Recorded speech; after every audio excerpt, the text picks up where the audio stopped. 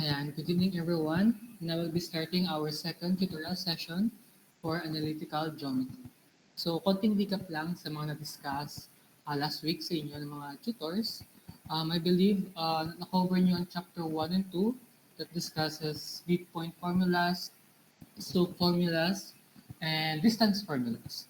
Now, for tonight, for this week and the other week, we'll be discussing chapter 3 of our module on analytical geometry. For tonight, we'll be specifically tackling topics for circle and parabola. And for the next week, we'll be tackling ellipse, hyperbola, and eccentricity. Ayan, so without further ado, let's start. So before we begin, let's define what is a conic section first. A conic section provides us with an outstanding opportunity to demonstrate double-edged power of analytic geometry. So as we all know, there are four types of conic sections, namely circle, parabola, ellipse, and hyperbola. So again, we'll be tackling for tonight, circle and parabola. So kung makikita niyo yung figure dito sa ayan sa naka-share screen, just to indicate what this picture talks about is, imagine yung cone, imagine yung top view niya. So kung sa circle, yung naka-square doon, ayan, yung naka-square doon is yung top view na makikita nyo, na kapag tingnan nyo yung top view ng circle, ang makikita nyo lang is yung circle.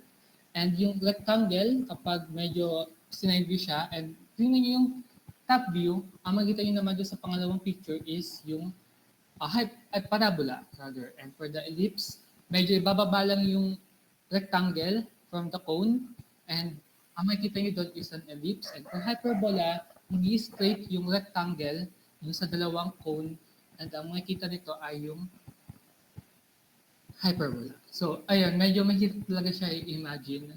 But don't worry, hindi naman siya ganun kailangan at I'll be discussing the formulas and how to graph circle and parabola.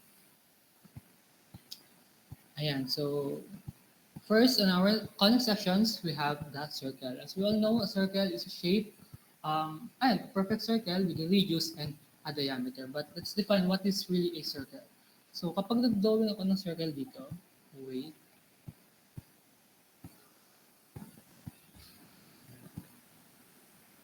ayan.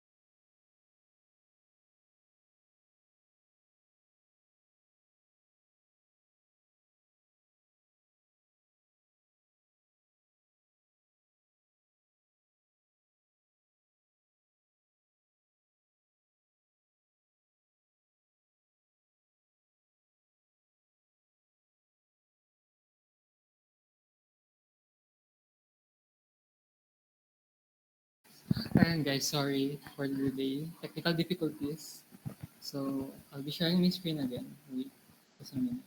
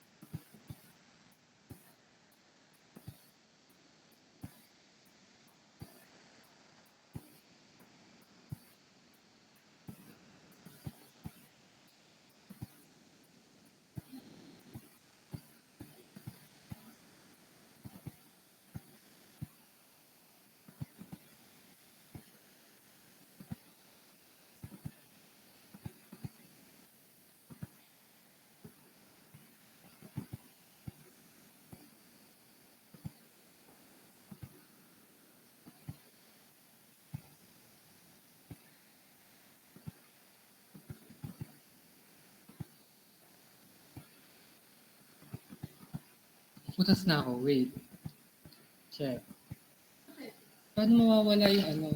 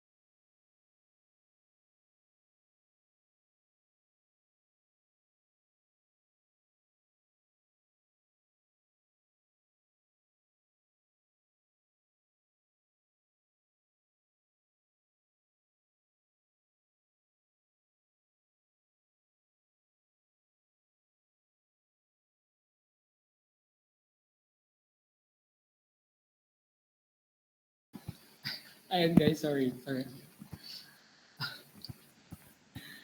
Ayan, let's go back to defining a circle. So, basically, a circle has a center, and a point from a center to any points within the shape of the circle is always equal. So, basically, this talks about radius. Ipakita natin sa text. At least ito yung ina-ISO kanina pa.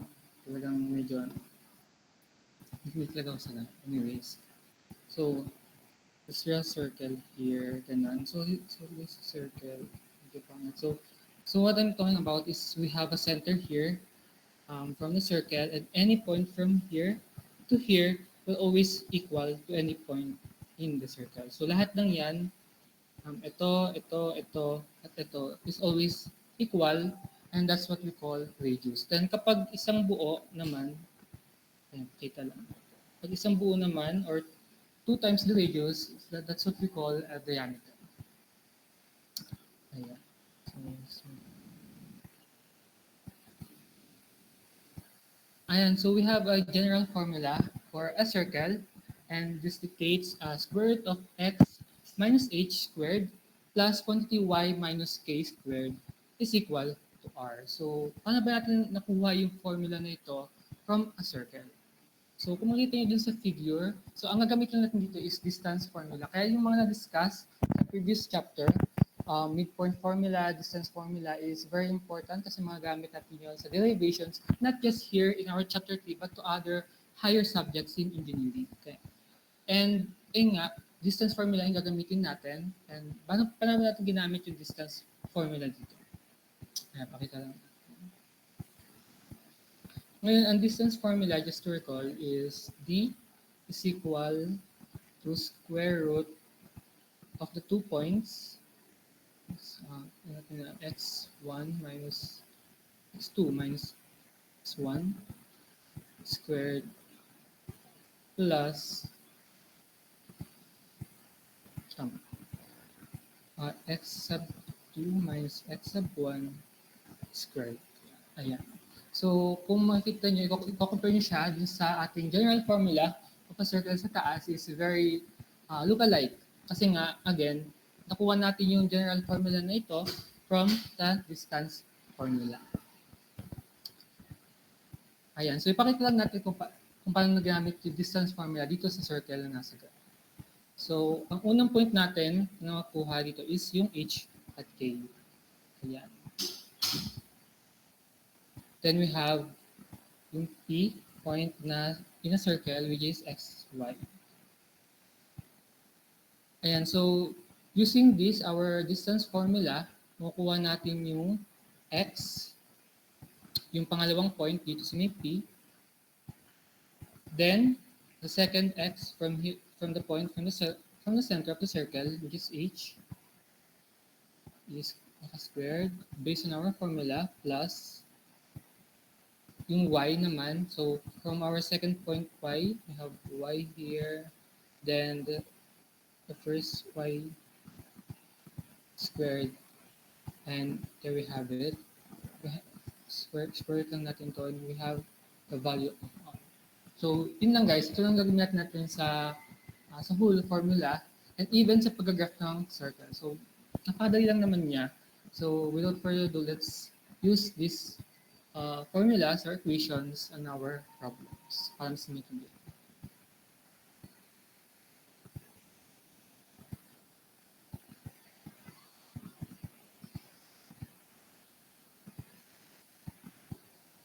And for example 1, write the standard form of the equation of the circle with the center at 2 and 5 and radius 3. Ayan. So again, following our itong equation natin. So we have h is equal to 2 and k is equal to 5.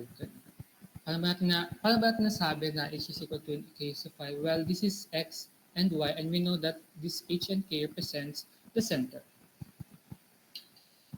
And so plug in natin dun sa equation natin.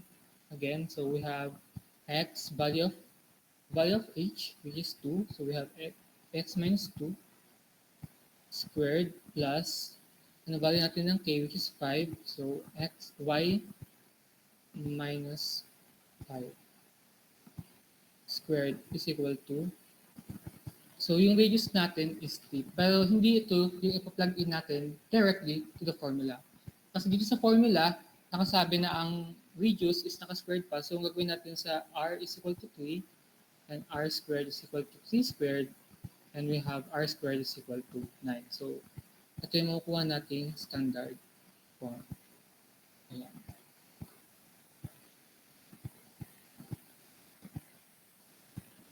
Ayan, yan naman yung sagot natin for example number 1. So it's very easy to use the equation of a circle lang. So let's move on to our next example. Ayan, for example 2, using the standard form for circle pa rin, find the coordinates of the center and the radius of the circle whose equation is quantity x plus 1 squared plus x minus 3 squared is equal to 4. Ayan, so identify muna natin first and foremost is yung center kasi yun yung pinaka-importante sa circle. So, again, our formula, ibigay na natin dito, which is x minus h squared plus y minus k squared is equal to r squared. Ayan. So, again, sinasabi natin na ang h at ang k is yung center natin. So makakuha na agad natin yung coordinates for the center kasi kung yung value na nasa loob or katabi ni x at ni y, ay yun din ang magiging value natin for h at k. So kung ang katabi dito sa formula na ni h ay negative and dito naman ay positive, that just means na negative yung value natin for h. So lagyan natin dito na h is equal to negative 1. Kasi kapag pinalagay natin siya dito, mangyayari lang naman is x plus 1. Ayan. And dun naman sa katabi ng y, which is 3, it's as it is lang, kasi ito ay 3, pinalagay natin sa k, is just 3. Ayan. So ang value natin for k is equal to 3. And for the radius naman, tatanda natin na naka-form yung equation na to na 4 as r squared. So, pakita lang natin kung paano makukuha yung radius dito. r squared is equal to 4, and yun nga, by algebra lang naman, square root of r is equal to square root of 4, and r is equal to 2. So we have our radius as 2. So yun lang ang ating coordinates.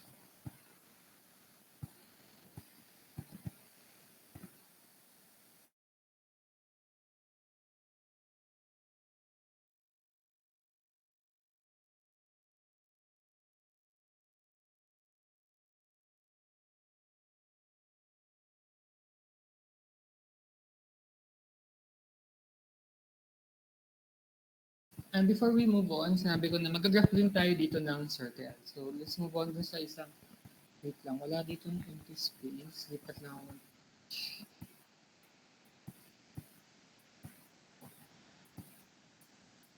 Ayan.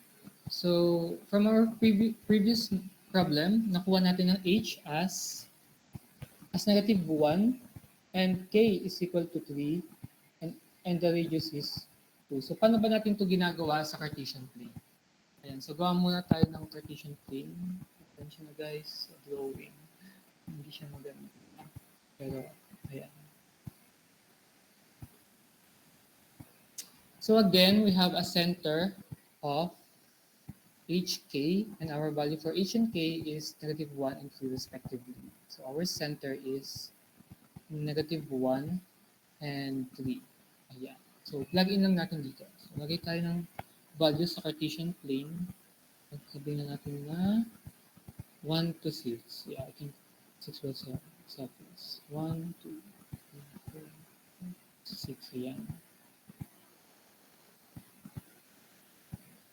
Dito yung sa taas. Para sure.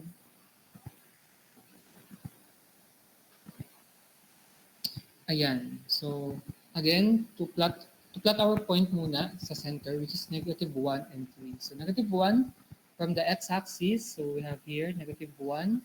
Then, 3 from the y-axis on the positive side. So, dyan. Dito ang ating center. Ayan. Pero syempre, hindi pa buo yung circle natin sa Cartesian plane. And that's where the radius will come in, because ang definition natin ng radius is that any point from the center to any point on the circle will always be equal, which is, here in our problem, we have 2. So, paano natin papakita yun? So, 3.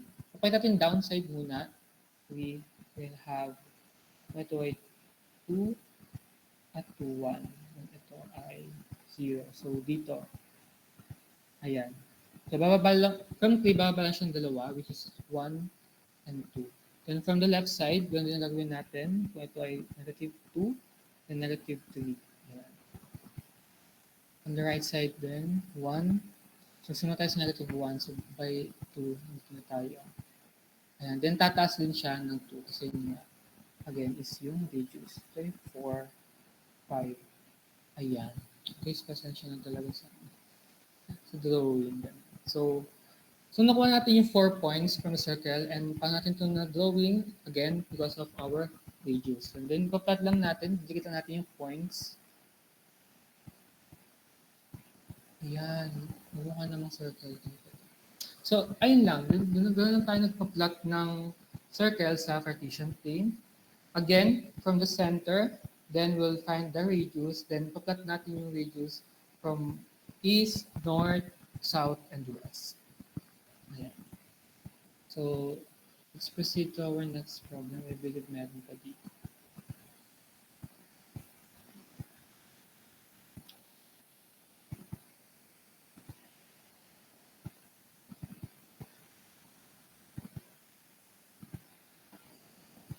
Ayan. So, yung pinakita ko sa inyo kaninang equation na ginagamit natin, which is ito. Ayan. So, tandaan natin na ito ay standard form. Ayan, standard form. Na kung saan nakahiwalay na yung sa x, yung sa y, tsaka yung constant is nasa labas na, which is ang constant sa equation will be the radius. That's why nasa labas yung r squared. Ayan. So, pero, possibly rin is magsimula tayo sa general form. Then from the general form is kailangan mo natin siyang gawing standard form para mas mapadali natin yung pagkuha ditong h at k, pati na rin yung r. Ano ba yung example ng general form? So, ayan. Ito yung general formula for the general form. Siyempre, A will not be equal to 0 kasi kapag nag-0 na yung A, then wala tayong x squared and y squared. Ayan. So, ito yung isa pang example of our general form. And ayun nga, because in this problem, nagsimula siya from general form, and we should write the equation to standard form para mas mapadali ang pagkuha natin ng center pati na rin ng radius. So let's answer example number 3. Sabihin ko lang para mamaya siguro.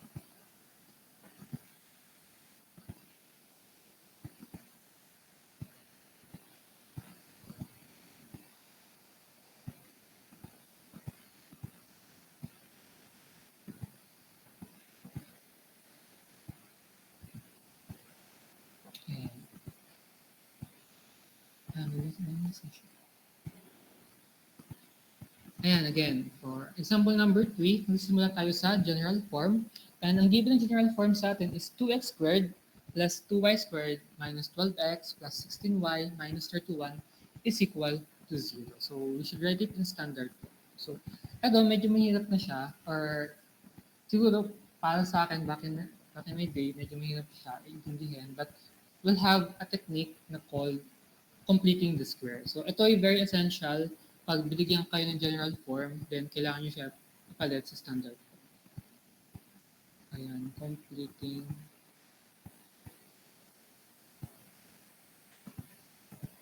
the square. So paano ba natin ito ginagamit? So ito, pakita natin dito sa general form na binigay sa atin.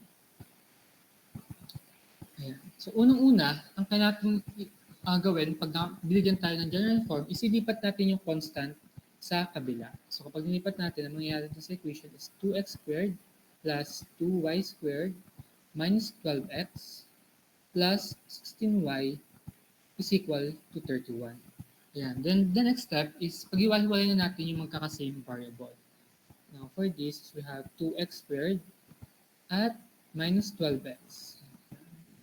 Then we have for y is 2y squared plus 16y equal to 31 pa rin. And para mas mapasimplify natin yung equation is divide natin siya by 2 lahat.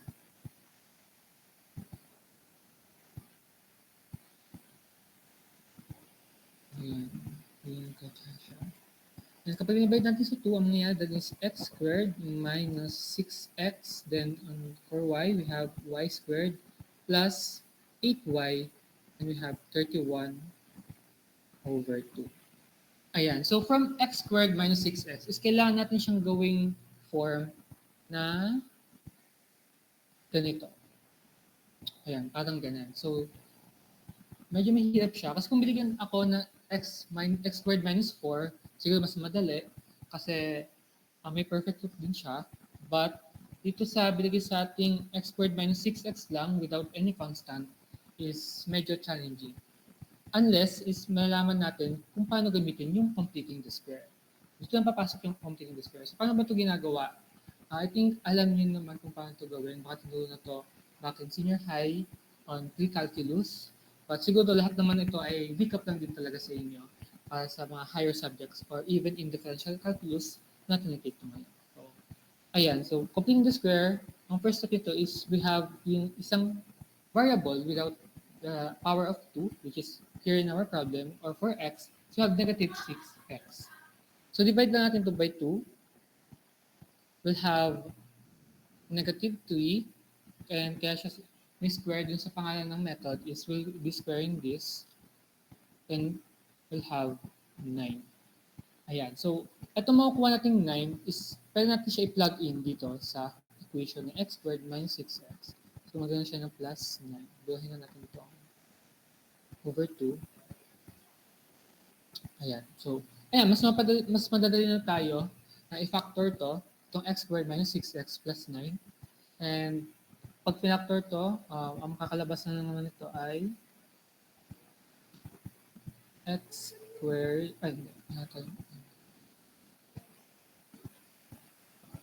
Ayan. X minus 3 squared.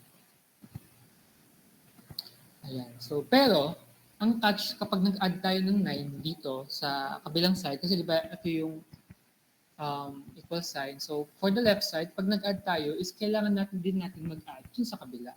So, nag-add tayo ng plus 9 sa kabila, then mag-add din tayo kay 31/2 ng isa pang 9. Ayan.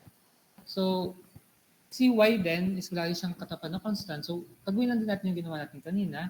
8/2 will have 4, then squared. And we'll have 16. So, for y, magiging y squared plus 8y plus 16 na siya. Ayan.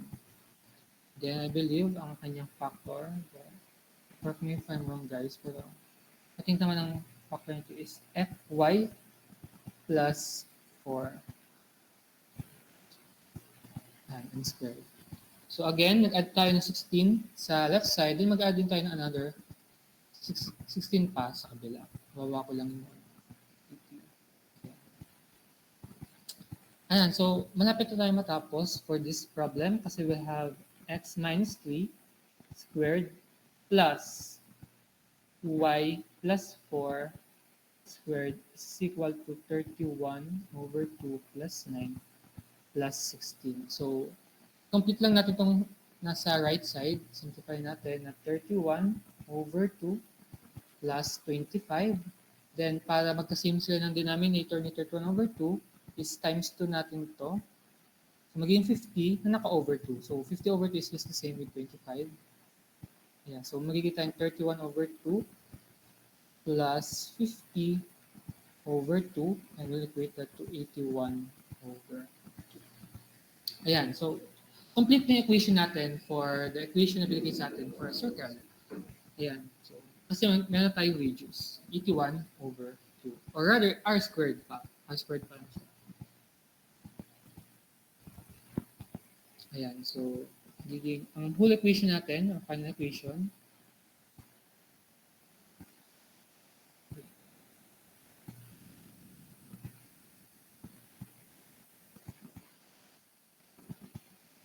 ay,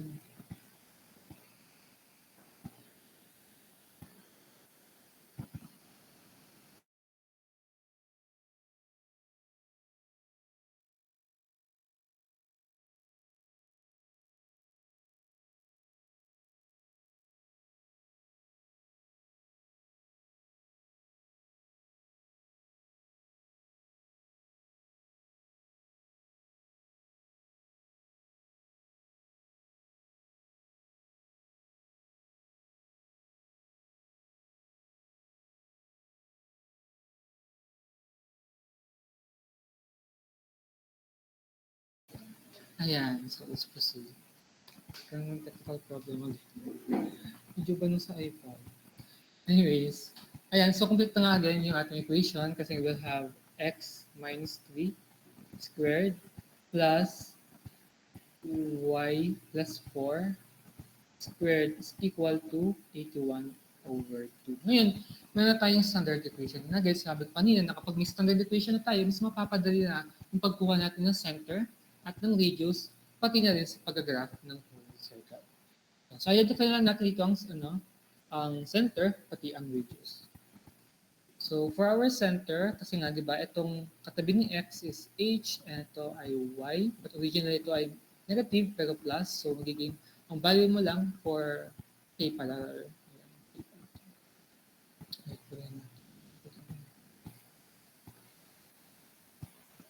Ayan. So, magiging negative lang yung value ni k. So, for our center, hk, we have center of 3 and negative 4. For our radius naman, again, r squared is equal to 81/2.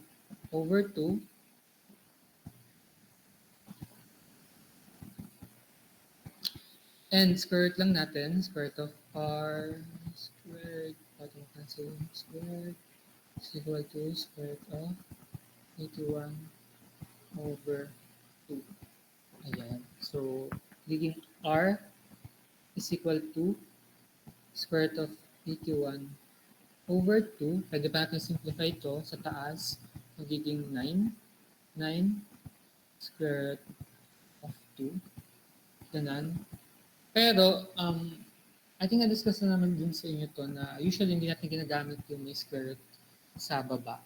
So, para maalis yung square root sa baba, is times na natin to ng square root over 2 times square root over 2. Kasi technically, that's just times to 1. Ayan. So, kapag times natin, pag simplify pa natin to, magiging square root of 2 and 9. Nabasa natin dito. Then, square root of 2 times square root of 2, pag it's just simply squared, then we'll have 2. So, yun ang ating radius. Ayan, medyo challenging ang ating radius at may square root pa talaga.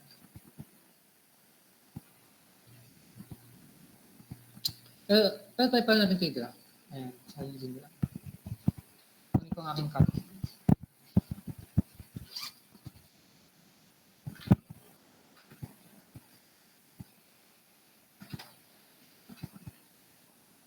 Ayan, so again, we have a center of 3 and negative 4. So, gawa mo tayo ng Cartesian plane ng graph. Y and x-axis. Ayan, then 3 and negative 4. So, 3 sa, ayan, 3 and negative 4 sa babae ng y-axis, negative 4. Ayan, so dito yung center ng ating circle. So, pag kinalculate natin itong 9 over 2, 9 times square root of 2 over 2, wait lang, natin nakalabas. Lagyan natin sa calcu. Pwede siya i-try, guys. Ayan, nakalagay kay calcu ay 6.36396. Pero simplify na natin to as 6.37,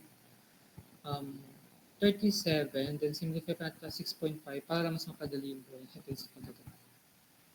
So, tagdagan na natin ng another 6.5 or rather na 4 na lang para maging 7 itong nasa x-axis natin sa positive side. So, 4, 5, 6, and 7. So, ganun gagawin natin sa y-axis din.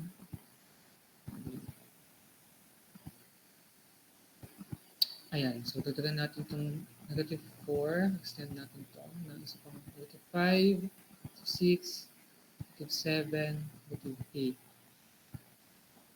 Okay na dito kasi may negative 4 na tayo dito sa part nito. Then on our left side naman, meron 3, 2, 1, 0, negative 1. Ayan. I think kaya na yan. Ay, hindi. Dagdagan natin 7. 7 pala. Okay. So, kung naka-4 na tayo, dagdagan pa natin 3 pa. 1, 2, 3, and 7.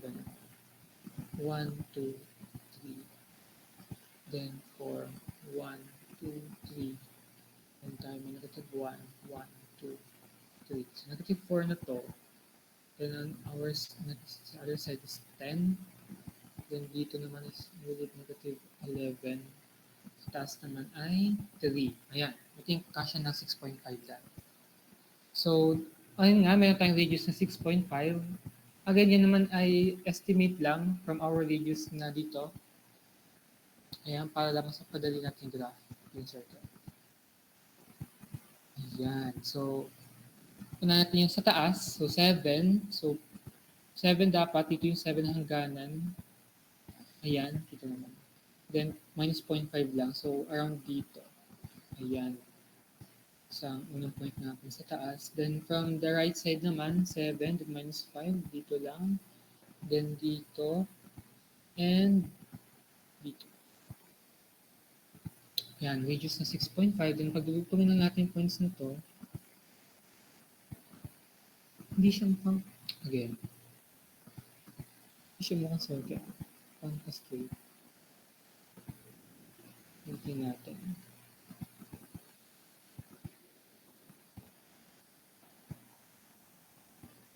Ayan, hindi pa rin siya perfect.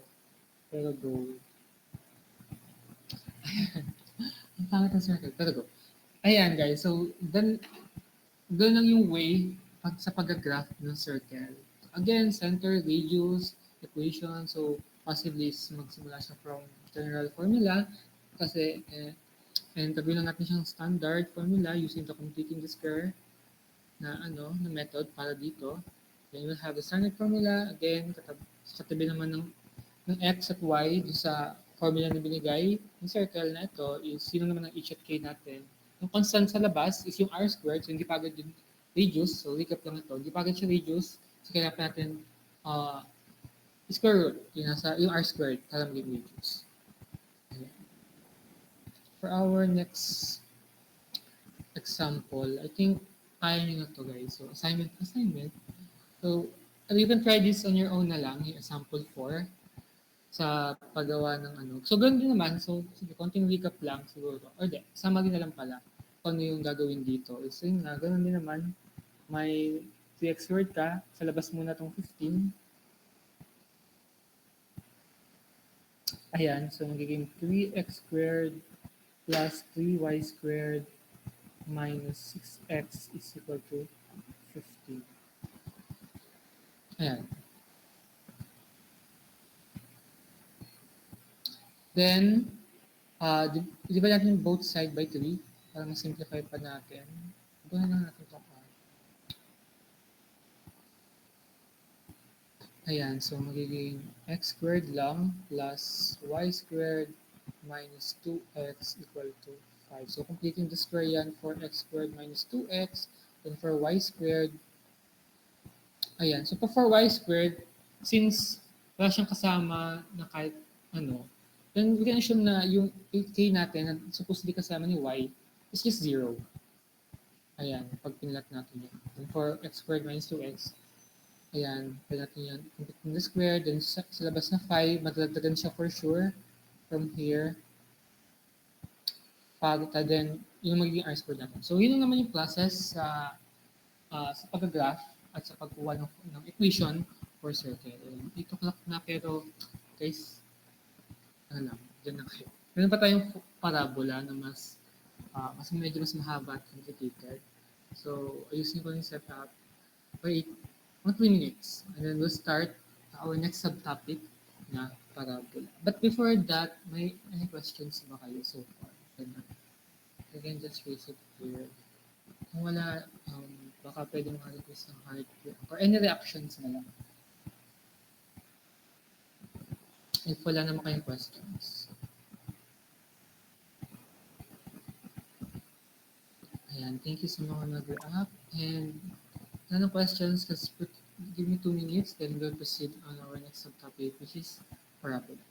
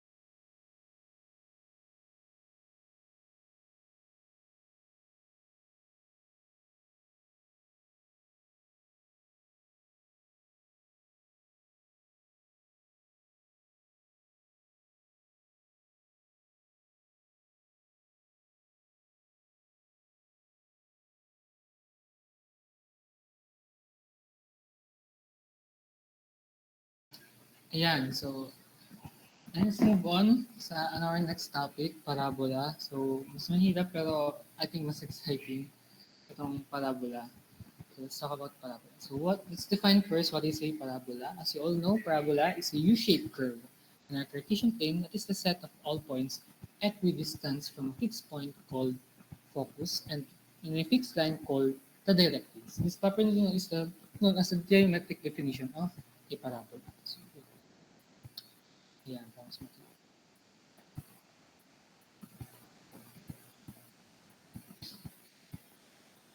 Ayan, so first is, alamin muna natin yung mga parts ng parabola natin.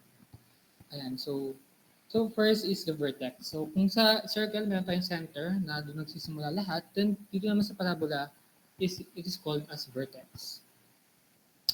So it is a central point. So kapag sa taas naman ng vertex, na later discuss ko kung paano nakukuha yung distance or gaano ba kalayo talaga yung vertex dito sa next part.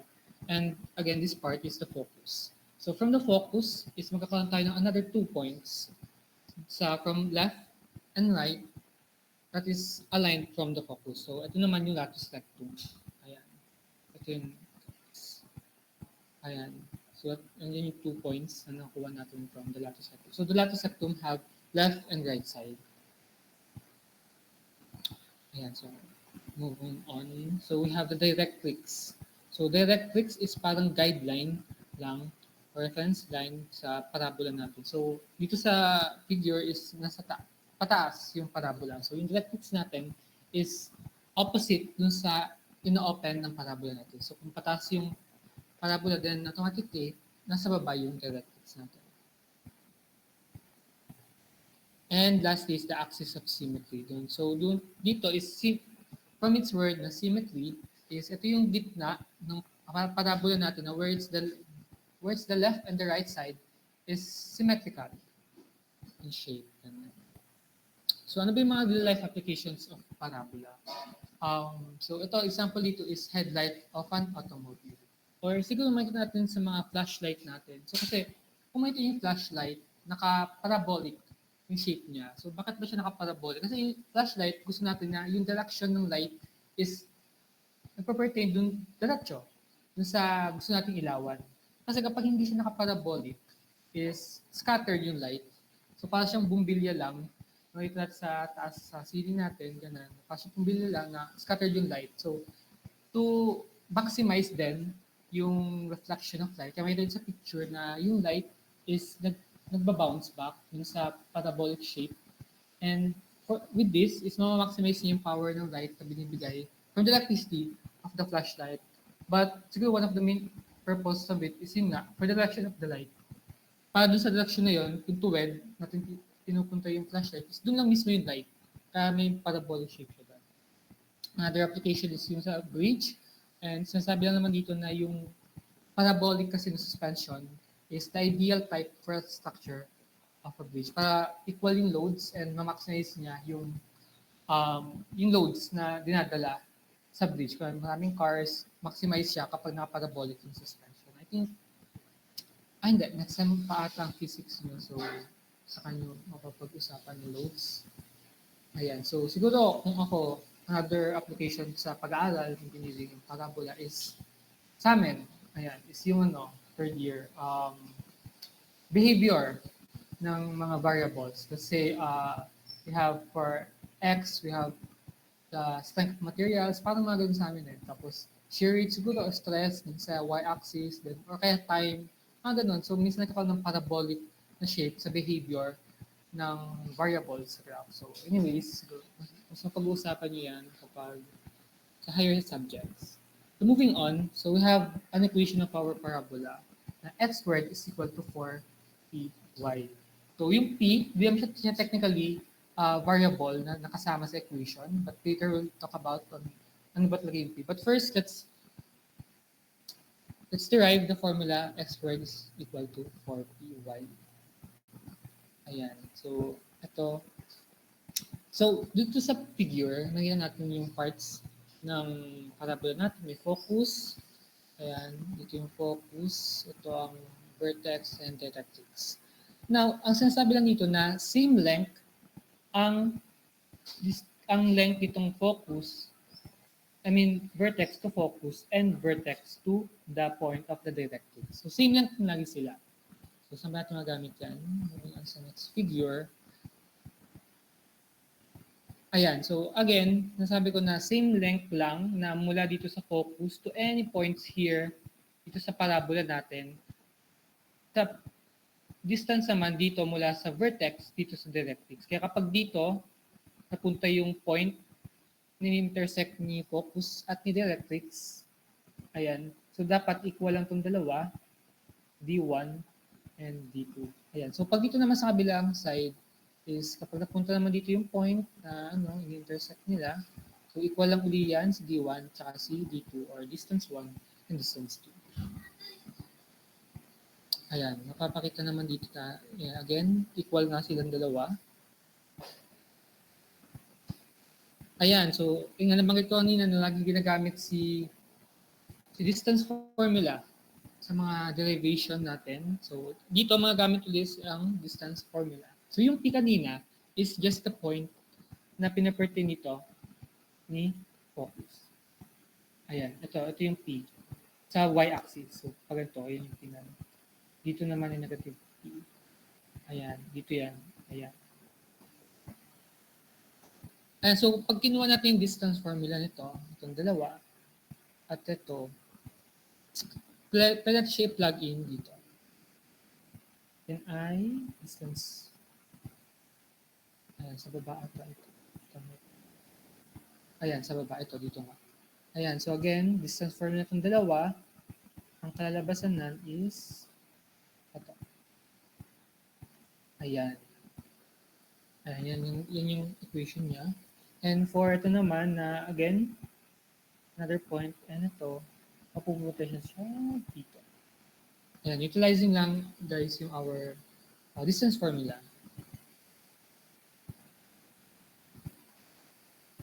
Ngayon, dahil may distance formula tayo, is we're just going to simplify these equations para mas mapadali at makakuha tayo ng equation na kakunti lang yung variables. Ayan, so from our distance formula sa taas, ay, naka-square root na siya.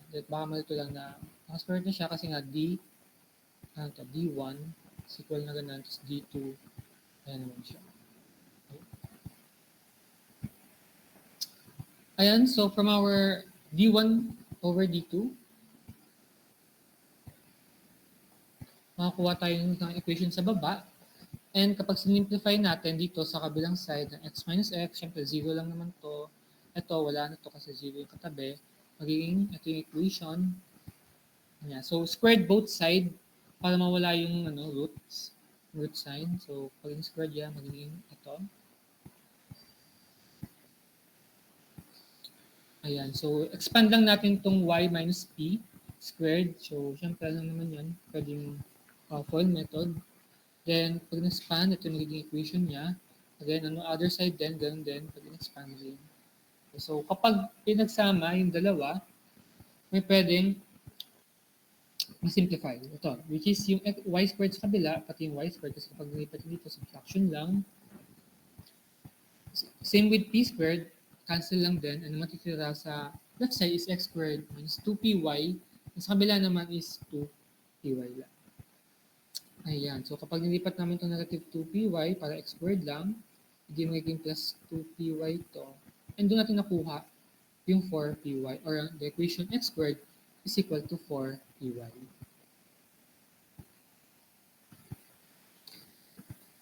Ayun guys, unlike circle, marami lang talagang variations ang parabola. So with many variations, kadami rin yung ating formula. No? So pwede naman sa uluhin lang to. Ayan. So syempre pag vertex at the origin, automatically walang kasama si x at y lang. Diba? Kaya kung makikita nyo dito na mag-isa si x squared at mag-isa si y. Unlike dito sa right side na may kasama siyang h at k, which is the center. Or the vertex here in parabola. So kapag open upward in y-axis, ayan. Pag paganan yan, ayan, pag paganan, isang equation niya is ito, x squared is equal to 4py. And kapag nagkaroon lang naman siya ng vertex na h at k, ano naman yung formula niya? So, paano pag downward naman? Ayan. So, syempre, pag downward, ibig sabihin, pababa, which is on the negative side of the y-axis. Ayan. Pwedeng ganito din. Pag ganito din. Basta, pag ganan, magkakaroon siya ng negative dun sa 4py. So, paano pag to the right naman? So, para pag nasa labas naman si y at hindi si x. Ayan. So, from our, so open to the right, again, positive yan, kaya x squared equal to 4py lang naman yan. Ay, 4px. Rather. Ayan, so, positive. So, on the positive side, ni x. At kapag nagkaroon siya ng negative, ayan, wala lang itong negative. Ayan. Oh, ba't walang negative? Ayan, may negative yan. Pag may negative naman, then sa kabila naman. On the negative side ni x. Yun lang. So, dito sa parabola kasi, per part ng parabola, such as the focus, directrix, status rectum, is meron tayong formula. So, don't worry, di naman siya ganun kahaba. No, kaya siyang i-memorize. So, for focus, yung formula niya, kapag x-axis, P0, ang point ng focus for directrix naman, negative P, status rectum niya is P, then plus minus 2. Ganoon din sa kabila pag y-axis, x squared naman, yung nasa labas, ayan, yung lagi natin ginagawa din, 0p ang focus, directrix is negative p2. So negative to parehas, no, baka magtaka lang. Sadya bang negative p2 parehas? Oo, kasi positive to. Ayan, yun lang.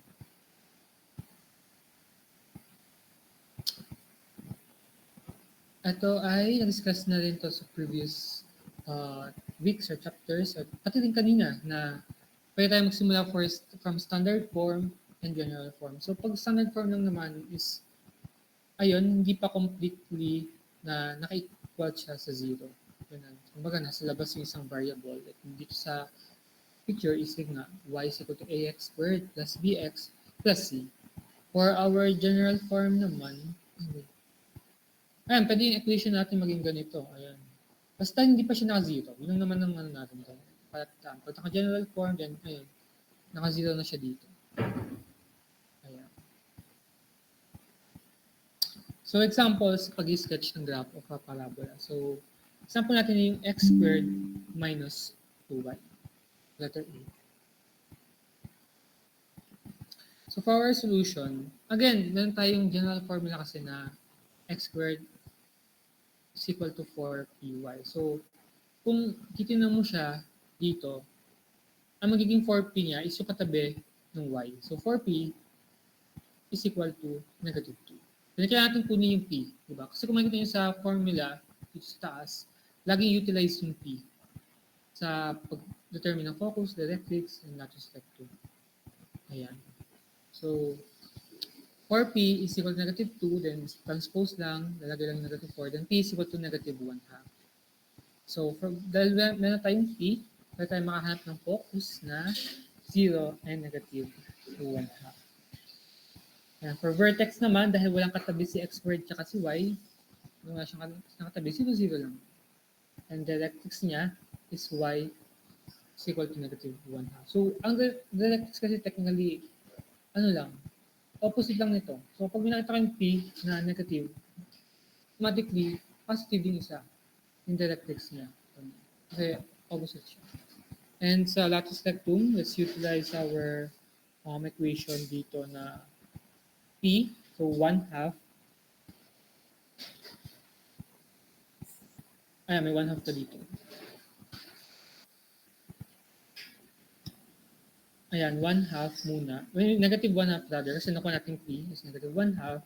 So, sa kabila, ito ay yung 2p lang. Ayan, naging 2 times negative 1 half. And sa kabila naman, ito, positive na siya kasi 2p lang din. Ayan, 2 times negative 1 half. Pero bakit nawala yung negative? Kasi plus minus. Ayan, nakalagay ito. Plus minus yung endpoints of lattice rectum. So kapag ginraph ito, so first, isawa yung vertex natin na 0, 0. So ito yan. So origin, 0, 0. Ganun. So, and focus, again, kasi nga may negative 1 half ka, then baba ka ng 0.5. May negative siya, di baba ka ng 0.5 dyan. Kaya yung ating focus. And hindi lang pinakita pero lattice rectum is makuha nyo Diba ito yung ano, negative 1 half. Ito, yan yun. So, negative 1 sa left, kasi x. Pwede ito yun. Tapos, positive 1 naman daw sa x. Ito yun. Same lang sila negative 1 half din. Ayan. So, technically yun lang. Ganun lang na, madali lang naman kapag first is kasi syempre, at origin ka kasi wala pang vertex. And same with b, na meron tayong x squared x over 2. So, ano bang katabi ni x dito? So, technically, ito naman ay 1 half tsaka x, diba? So, yung x over 2. Kaya makakuha ka ng 4p is equal to 1 half. Ayan. Tapos transpose, divide by 4 mo lang to. Then we'll have p is equal to 1/8. So, may pina tayo again, dahil may pina tayo, makakuha tayo ng focus. Dahil naman nasa labas si y squared, ang naka-squared pala is yung variable y. Sa x naman, yung p sa focus. Ayan.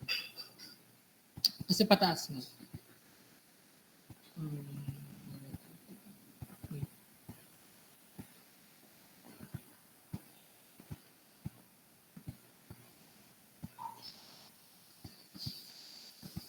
Ayan. So, lang ng error sa module. Sa module. Kasi nga, x squared, diba, napag-usapan nila kapag y squared pala is nasa left and right, pero ito yung pataas. So, sige, baguhin natin. I-graph natin yan ng tama. Ayan. So, may vertex tayo, wala kasama si x at si x at y, kaya origin lang din. Directrix, again, kasi positive si p, negative si negative value lang ng p for directrix. And latus rectum, ayan, ito naman yung 2. Nag-2p tayo, ito ay negative. Negative ba dapat itong isa? Negative 2 to. Kasi positive magkabila ng latus rectum. Ayan. Okay, tama diba? For y kasi is open. Ayan. Yun nga. Ito guys. Right, left. Kapag nasa taas. So, baguhin natin yung graph nito. Huwag nyo napansin yung orange dito. Ayan. So, first is yung vertex. So, syempre, origin lang. Then, yung focus natin. Ayan. Makikita nyo naman sa focus kung bakit left or right siya. Or downwards, upwards, or right or left. Kasi yung x mo yung 1 over 8. Diba? Tapos nandito yung vertex mo. So, kasi ng x mo dito yan. 1 over 8. 0.125 yan, I believe. Ayan, dito yan. Mga dito yan. Ayan. Ayan yun. Then,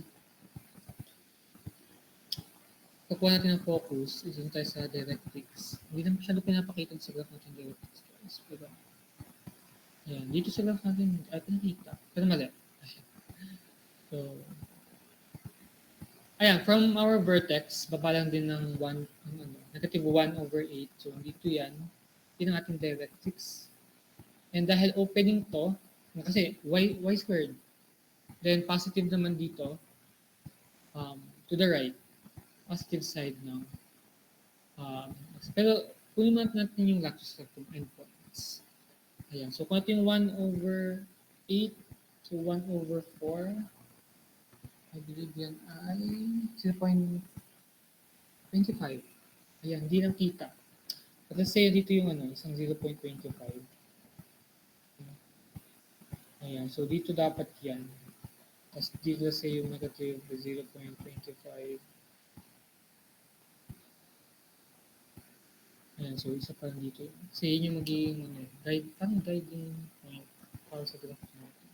Mataas na 0.25. Anyways, ayun. So, kaya natin i-graph yung parabola. Ayan. Tapos nandiyan atang ima dito. Para masagutan talaga natin. Kasi yung directrix, parang guiding na lang naman siya. So, dahil opening siya to the ko din siya on the x-axis, then pa-y-axis naman ko sa directrix. Ay, do din.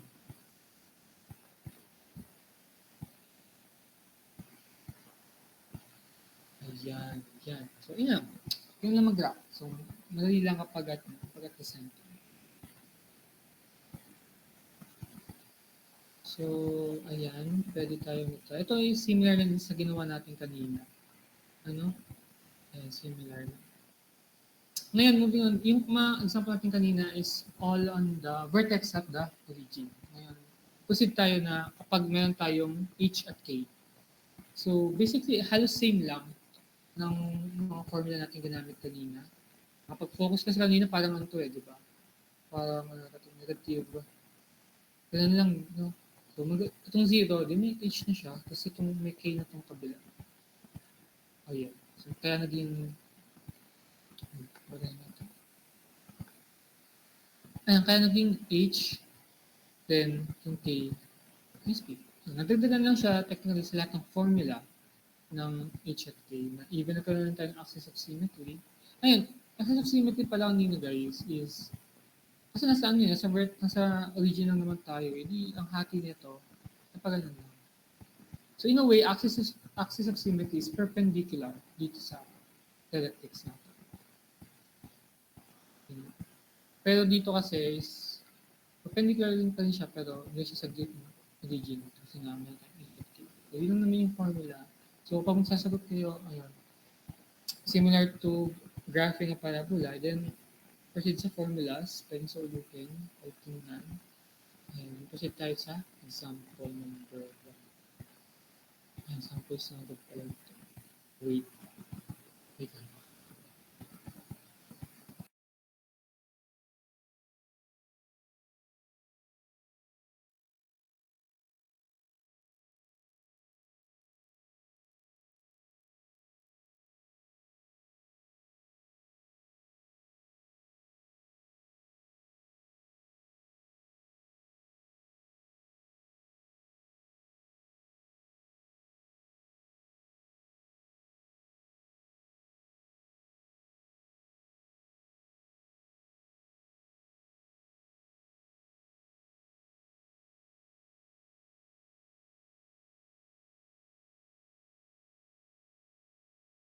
Ayan. So, sabi natin na ano, yung example number 1.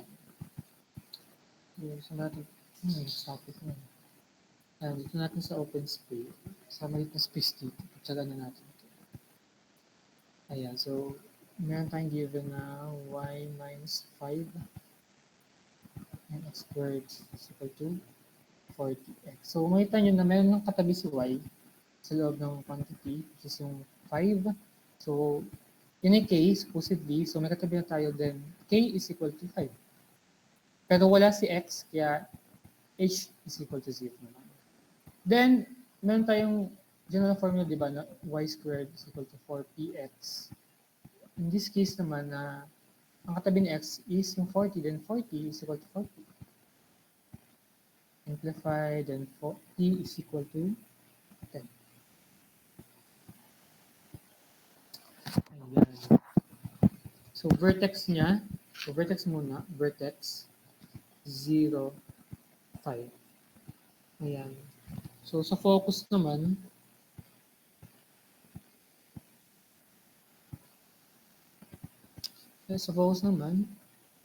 kung hindi natin yung formula sa taas, opens to the right. And so, h plus p, k. So, h plus p, so, k. So, meron tayong formula na h plus p, k. Ang h natin ay 0 at ang p ay 10. So, basically, we have 10 and k natin ay 5. Yan ang focus. Ayan, so sa endpoints naman tayo ng latus rectum. Endpoints. Ayan. So may formula tayo dito na P minus positive negative 2P. So sa unang point, we have 10. Then yung k natin na 5 plus muna. Plus muna yung present. Plus. So may k tayong 5 plus 2 times 10, 20, then 25. Ano unang point natin? Then for minus naman, ayan, then may 5 nga tayong k, then ano naman yan? 10 and negative 15. Ayan.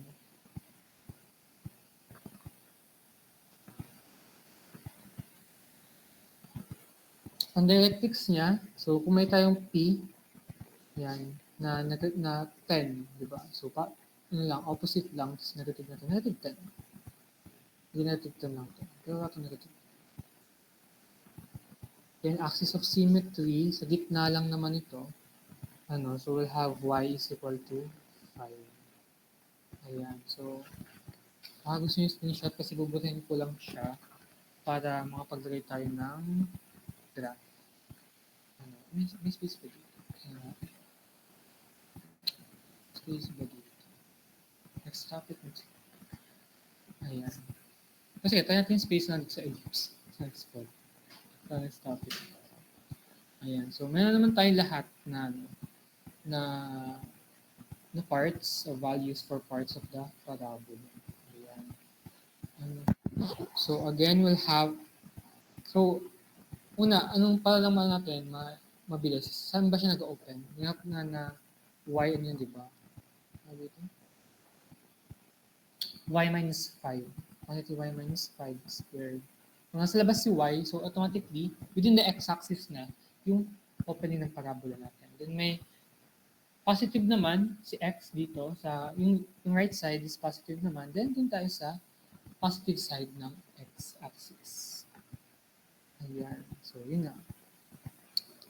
So, opening to the right. So, identify first is our vertex. So, 0, 5 to, no? Ang vertex natin ay 0. 0, 5. So, 0 sa x-axis at 5 sa y. Kasi ito ay 5 na agad. Ayan. So, yan. Dito yung ano natin. Yung vertex. So, for our focus naman is 10. Kasi dito ang 10. Yan, pamabilis. 10 sa x-axis. Nandito rin. So, syempre katapat ni vertex. So, for latus rectum endpoints, latus rectum, we have 10, 25. So, 10 din dito sa x-axis. Nito, then 25. See, ito yung 25 natin. Ayan, 25 natin. Dito na agad siya. Extend lang pala extend mo yung graph sa taas. Then yung negative 15 naman, kasi dito yung negative 15. Ayan. So, nabubuo na natin. Konti-konti. Points pa lang muna para at least isang line tayo for drawing. So, for our directrix, ayan. So, kung x-axis, so, syempre, di ba, opening siya on the x-axis. Yung ano, yung parabola. So, opposite, lagi si directrix. So, magiging sa y-axis. Pag ganun siya. Pero saan? Kung saan siya. So, meron tayong binigay na negative 10. Ayan. So, ito kung negative, ito yung positive 10. Ayan. Kaya talaga, kasi kahit dito, negative 10 to let's say. Kasi ano naman siya. At dito, basta kasi full line naman ng directrix. So, ayun ang directrix. Ayan. So, pag ginraph natin ito, ayan. Pag naman, is negative 15. Ayun lang. That's all slow. Ayan. So, then lang. So, isa pa. At least last one problem. Kaya ba itong last one? Yeah, I think kaya naman last one problem. Then, I think we're all good for pa. So, buhayin ko lang po. Para may space ulit tayo.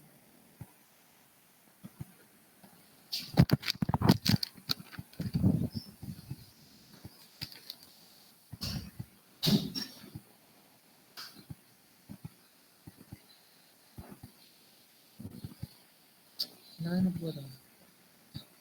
Ikot lang. Ayan. Napit na to.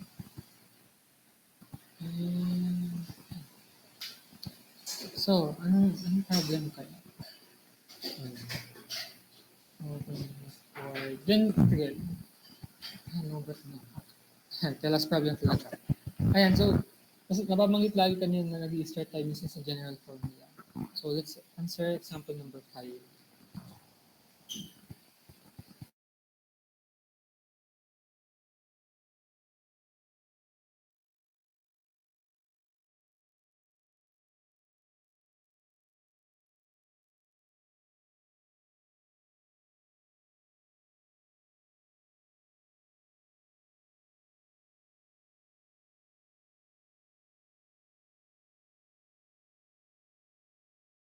Ayan, so mag-start tayo sa, bigyan tayo ng general formula na 3y squared plus 8x plus 24y plus 40. Ayan.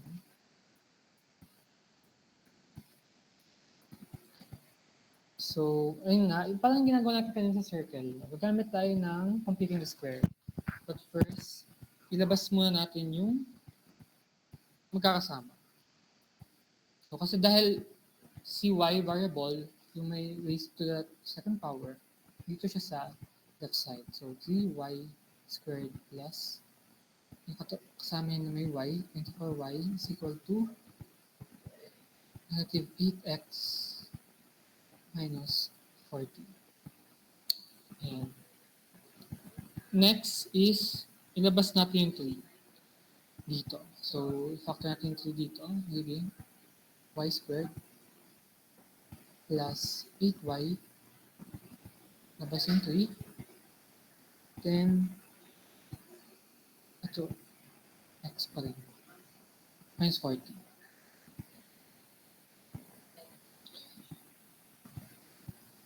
Ayan, magkakompute in the square tayo dito. Isali ako dito.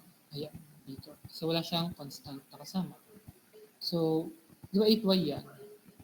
8 over 2, magiging, magiging 4. Tapos, squared. So, magiging 16. So, yung nagawa natin kanina. So, may 3y squared plus 8y plus 16. Pero, yun nga, na katumbas niya is dapat mag-add din tayo sa kabila. Pero dahil mayroon tayong 3 dito, tapos nag-add din tayo dito, then sa kabila, magiging 8x minus 40. Minus 40 tama. Plus 3 times 16. Ayan.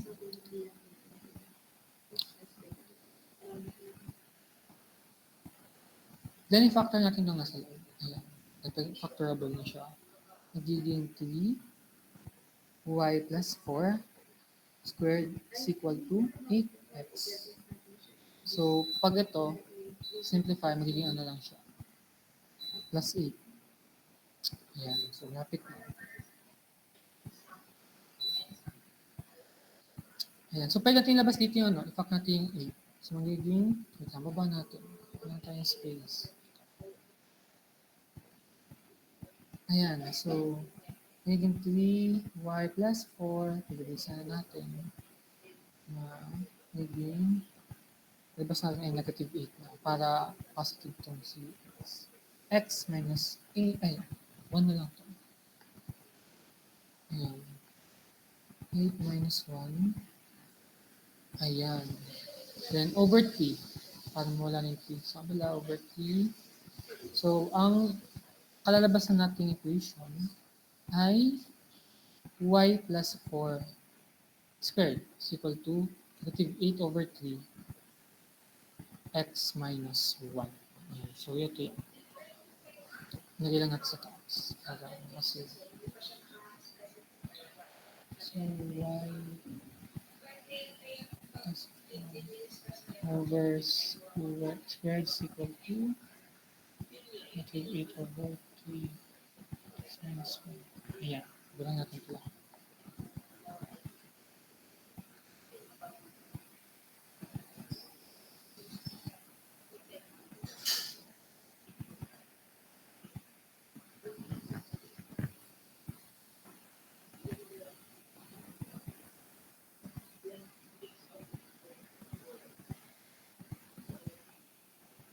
Wait.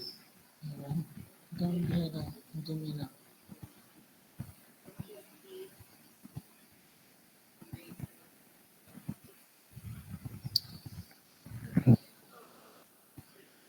Ayan, so meron tayong standard formula.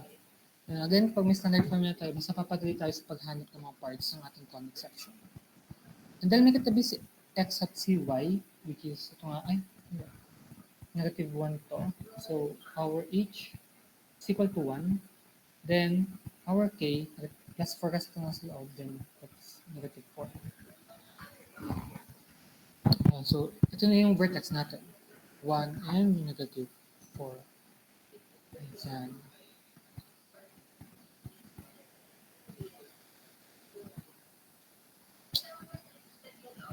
Ayan, so, sa ating focus naman, meron nga tayong formula na h plus p. So, kunin natin yung p. So, ito yung p, yung 4p rather. 4p is equal to negative 8 over 3. So, over 4 lang to. Ayan. Cancel to. Yung p. Ayan. P is equal to 2 over 3. Ayan. So, P is equal to 2 over 3 dito. So, itong focus natin na H plus P at K. So, ang H natin ay 1. So, 1 plus 2 over 3. 3 over 3 plus minus to. Minus pala ito. Ayan. Wait. Ito ay minus gusto ng formula. So, ayan. Kasi negative 2 eh. Ayan, negative 2 pa ito si negative 8 over 2. So, minus siya. Ayan, so, ang h natin ay y minus 2 over 3, di 1 over 3 na lang. So, ang focus natin ay 1 over 3 and negative 4. Ayan, so, for our directrix naman,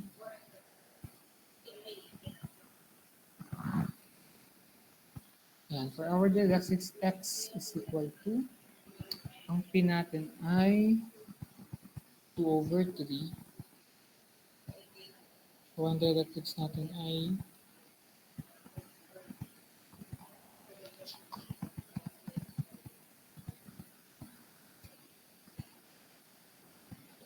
hindi kaya sa formula natin. So, open to the left. Ayan, directrix, h plus p. So, 1 plus 2 over 3. Nakalagay dito. Ito. Ito. Ayan. So, h is ito, 1 plus 2 over 3 lang is 5 over 3. Simply 5 over 3. Latus rectum, LR na lang. Ayan, h minus p to. Tapos, k, 2p. Ayan, so madali na natin, no, LR natin, ayun, ang gulo, sorry, ang gulo. So, 1 over 3, 1 over 3, wala ba't negative 8 over 3. So, kabila naman ay 1 over 3 at 16 over 3. Yan. So, pakitandaan lang lahat ng formula na to dahil gagawin natin siya last year.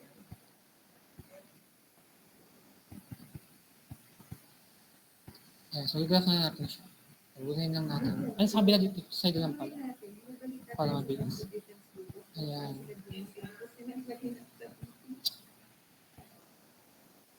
So, ang una natin ay vertex. So, vertex natin ay 1 at 4. So, for x-axis 1, then ito yung say negative 4, or 1, then dito yung vertex. So, focus naman ay ang focus natin ay ito. Negative, ay 1/3 pala. 1/3. So, ito ay dito. Ang here. Approximate lang natin siya. Pero negative 4 din siya. So, dito. Ayan. So, ito na ang ating vertex focus. Then, latus rectum naman. Ito ang latus rectum natin. 1/3. Ayan. So, guys, ang ganyan nito. 1/3 to. 1/3. Ayan.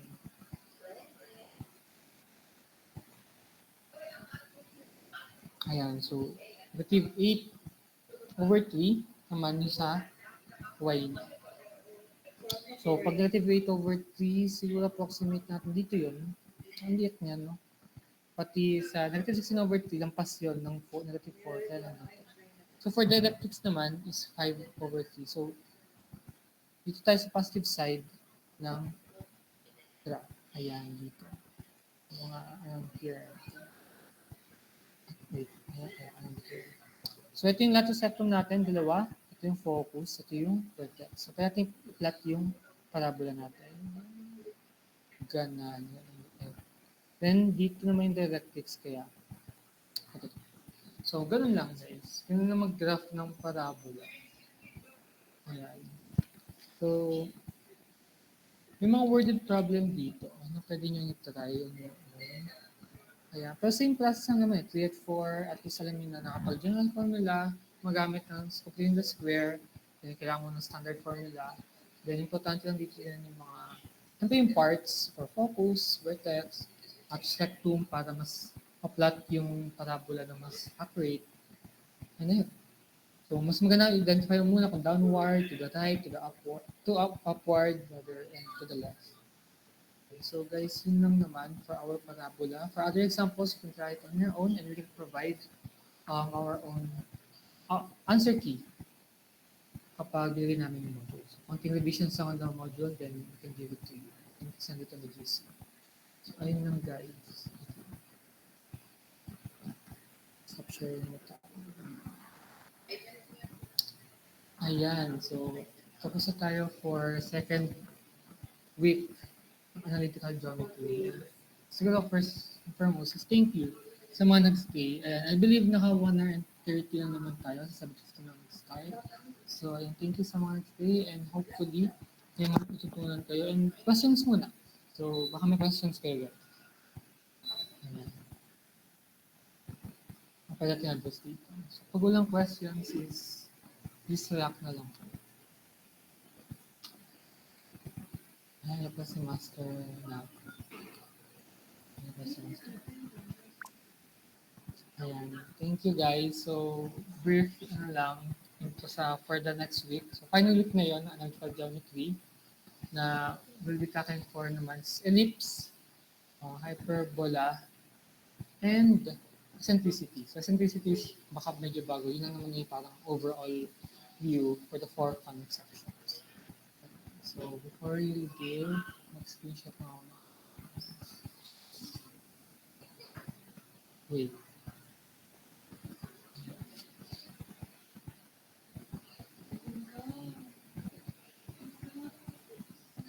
Ayan, again, thank you po sa mga umattend for our tutorial session. Again, masters, hopefully you learned a lot from me and look forward for our final week next week. So thank you, masters. You can do now. Thank you.